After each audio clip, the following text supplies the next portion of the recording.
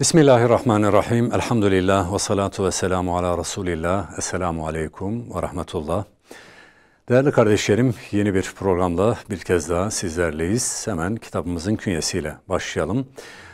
Kitabın adı 39. Koğuş, yazarı Naşit Tutar, türü roman, konusu bir grup Müslümanın cezaevinde yaşadıkları, yayın evi Dua Yayıncılık, basım yılı 2007. Bu arada bu kitap şu ana kadar 4 baskı yaptı. Evet, kitabın künyesiyle ilgili bunları söylememiz mümkün. Bu kitabın içeriğinde neler var? Buna dair de şunları ifade etmek mümkün. 39. Koğuş romanı adından da anlaşılacağı üzere Diyarbakır 1 nolu E tipi cezaevi 39. koğuşuna kalan bir grup Müslümanın bir yandan zindanı Gülistan'a ve medreseye çevirmek için yaptıkları çalışmaları, diğer yandan da cezaevi şartlarına karşı izzetli ve onurlu bir duruşunu anlatmaktadır. Kitap tamamen bir süreci, bir dönemi ifade etmektedir. Cezaevindeki yaşananları, o ortamı, o süreci çok güzel bir şekilde ifade eden bir çalışma. Peki bu kitap okuyucuya ne kazandırır? Neden okunmalı sorusuna da şunu söyleyebiliriz.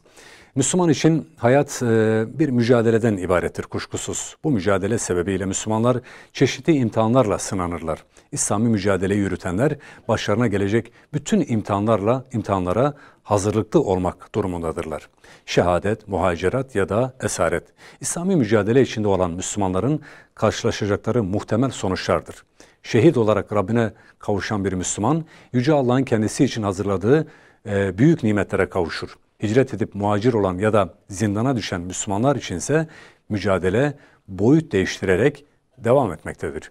Zindan Müslüman için mücadele duraklarından bir durak ve safhadır. Bileklere kelepçe, ayaklara prangalar geçirilmiş olsa dahi mücadele devam etmektedir. Ancak buradaki mücadele aktif değil, pasif bir mücadeledir ve İslami kişiliği koruma, geliştirme, ilmi eksikliği ve manevi noksanlığı tamamlama çabası ve sürecidir. Zindan mümin için ahlar, oflar yeri değil, Hazreti Yusuf Aleyhisselam'ın mirasını devralıp zindanı Gülistan'a, zindanı medreseye çevirme mücadelesidir. 39. Koğuş, zindanı medreseye çevirme mücadelesi içinde olan bir grup Müslümanın hikayesidir. Dolayısıyla bu kitap, mücadele safhalarından olan, zindana düşen veya düşme ihtimali olan her Müslüman için yeni bir ruh ve yeni bir diriliş gayreti vermekte, moralini yükseltmekte, sabır aşılamakta, mücadelenin her zemin, her şart ve ortamda verilebileceğini gözler önüne sermektedir. Bu nedenle de bu güzel eseri de tüm kardeşlerimize önemli tavsiye ediyoruz. Okunmasında fayda görüyoruz. Evet değerli kardeşlerim, bir programın daha sonuna geldik. Takdim ettiğimiz eser Naşit Tutar tarafından kaleme alınan 39. Koğuş isimli bir eserdi. Bir sonraki programda görüşünceye dek hepinizi Allah'a emanet ediyorum. Esselamu Aleyküm ve Rahmetullah.